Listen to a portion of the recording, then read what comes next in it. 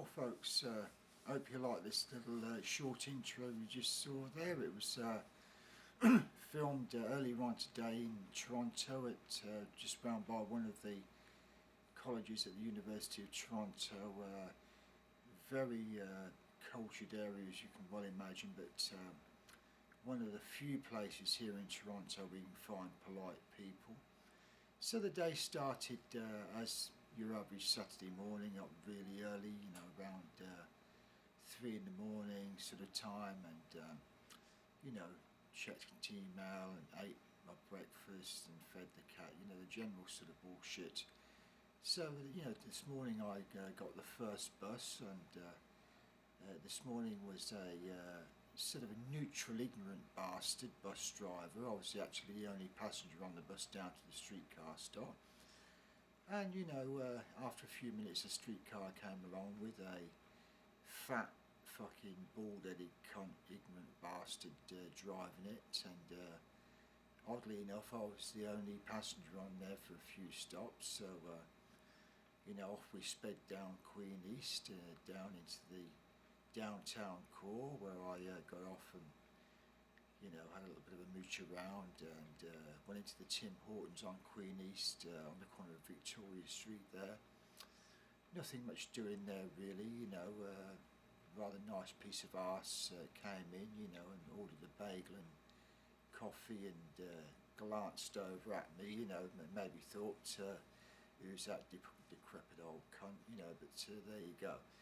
So anyway, then, you know, a quick shufty around down Yonge Street onto Richmond, you know, fuck all worth photographing really, into the 7-Eleven to get the lotto, bit of banter with the Chinese guy behind the counter, and then onto another Tim Hortons on Adelaide Street, you know, where I 45 myself with a little sandwich thing and another coffee, and you know, so then time to phone Ron. So you know, Ron had been up a couple of hours, so up I went to Ron's. Of course, this Saturday the fucking buses are just running from Bloor up Yonge Street instead of the subway, so it was a bit of a fucking pain in the arse there to get up to Ron's, and of course we had to do a bit of a detour coming back into town, but it's par for the course really. You'd think that in a large city like Toronto that, you know, they would keep the transport system running at, you know, like peak times, because you know, Saturday's a very busy day, and you know, Sunday, you know, is fairly busy, so at the end of the day, with the Halloween parties and everything, you'd think they'd put on more staff, but not your fucking life. You know, you're waiting 20 minutes for a bus or more, or streetcars come in sort of clusters of 2 and 3, and then you won't see one for about half an hour, and then they're fucking packed to the gunnels basically, you know. So you know, Toronto needs to get its act together regarding that. Another thing that strikes me here as well is the amount of fucking bullshitters. And you know, I remember what my wife said to me, you know, years ago, you know, when I said, you know, what, you know, did you see in somebody from England? And she said, well, all the Canadian men I'd met were buttwads. Well, you know, I fully understand what she's talking about now, because, you know, I don't think I've met too many that aren't complete cunts, and you know, fucking arrogant bastards. They're always looking down their noses at Americans, and you know, saying how, you know, arrogant Americans are, etc. But you know, I mean, I've met New Yorkers and people in Seattle and various places like that, and you know, there's some really charming people that know their shit, and you know, I can't say I've experienced the same here in Toronto, basically.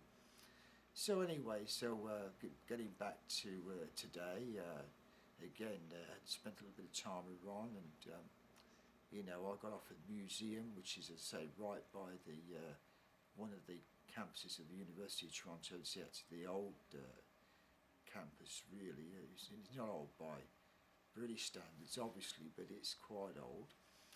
And you know, as I say, I had a bit of a mooch around, and along Bloor.